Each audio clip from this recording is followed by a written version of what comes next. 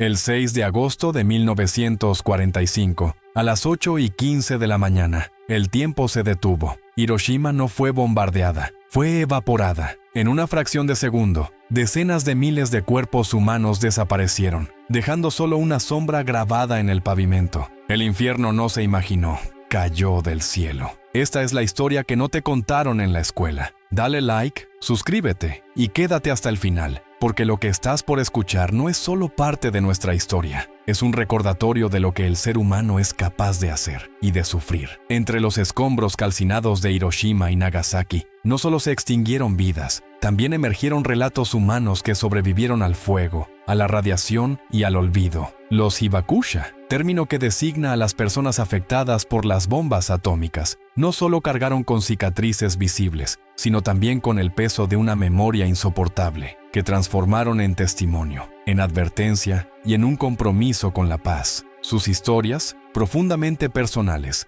son también piezas clave para comprender la dimensión humana de la tragedia nuclear. Uno de los relatos más conocidos es el de Sadako Sasaki, una niña de apenas 2 años cuando la bomba cayó sobre Hiroshima. Estaba a poco más de 1 kilómetro del hipocentro. Milagrosamente sobrevivió, sin heridas aparentes, pero años más tarde, cuando tenía 11, desarrolló leucemia, una sombra silenciosa de la radiación. Durante su hospitalización, comenzó a plegar grullas de papel, inspirada por la leyenda japonesa que promete la concesión de un deseo a quien haga 1000. Sadako no deseaba otra cosa que sanar y ver un mundo sin armas nucleares. Aunque no logró completar su tarea antes de morir, sus compañeros de escuela la continuaron por ella. Así nació un símbolo universal de esperanza. Hoy, en el Monumento a la Paz de los Niños en Hiroshima, miles de grullas de papel se depositan cada año en su memoria, enviadas desde todos los rincones del planeta. Pero Sadako no fue la única. Sumiteru Taniguchi, un cartero de 16 años, estaba entregando cartas en Nagasaki cuando la bomba explotó. Su espalda fue cubierta por quemaduras tan graves que quedó postrado durante más de 1 año. Sin embargo, su voluntad fue inquebrantable. Taniguchi convirtió su cuerpo, marcado por las cicatrices, en una herramienta de activismo.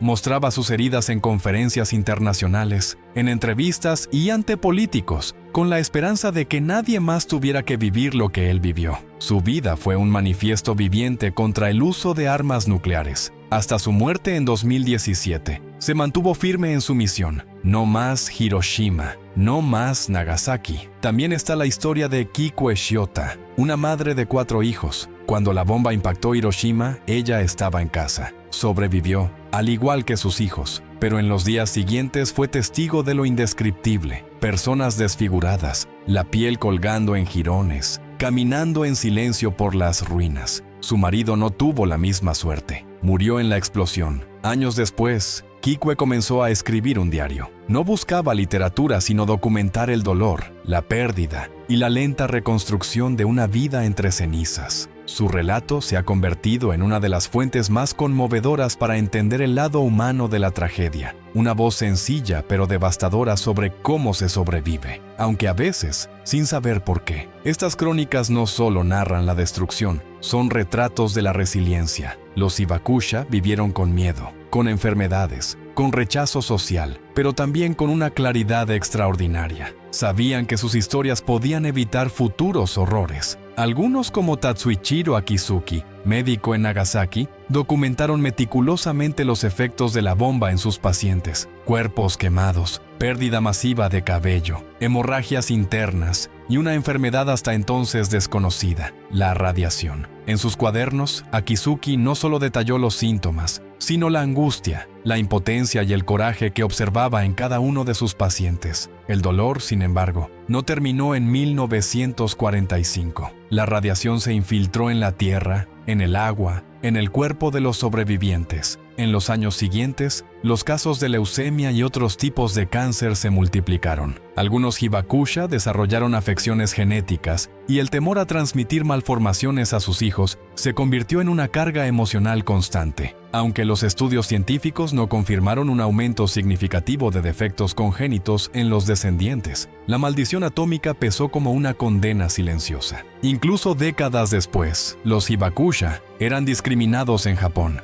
Muchos ocultaban su condición por temor a no poder casarse, conseguir trabajo o ser marginados. Pero también hubo quienes decidieron hacer pública su experiencia. Viajaron a conferencias internacionales, escribieron libros, visitaron escuelas. Ellos convirtieron el horror en pedagogía, el dolor en advertencia. Hoy, sus voces forman parte de campañas mundiales por el desarme nuclear. Su testimonio citado en tratados, museos y documentos de Naciones Unidas. Y no es solo Japón quien ha aprendido de ellos. El mundo entero ha sido interpelado por estas historias. Las grullas de Sadako han sido replicadas en Nueva York, en Berlín, en La Habana. Sumiteru Taniguchi habló en foros internacionales y su imagen fue parte de campañas de Amnistía Internacional. Incluso el Papa Juan Pablo II, décadas después, visitó el Parque de la Paz en Nagasaki y pronunció un mensaje que resonó en todos los continentes. Recordar Hiroshima es aborrecer la guerra nuclear. En el fondo, los hibakusha son algo más que testigos, son guardianes de la memoria. En un tiempo donde las guerras parecen lejanas, donde el poder destructivo sigue siendo acumulado por potencias nucleares, sus historias vuelven a sonar como una alarma persistente. Sus heridas abiertas no son solo físicas, sino simbólicas. Nos obligan a mirar de frente lo que somos capaces de hacer, pero también nos recuerdan de lo que somos capaces de sobrevivir. Porque la historia de Hiroshima y Nagasaki no es solo una tragedia, es también una advertencia. Y gracias a los hibakusha, es una advertencia que habla.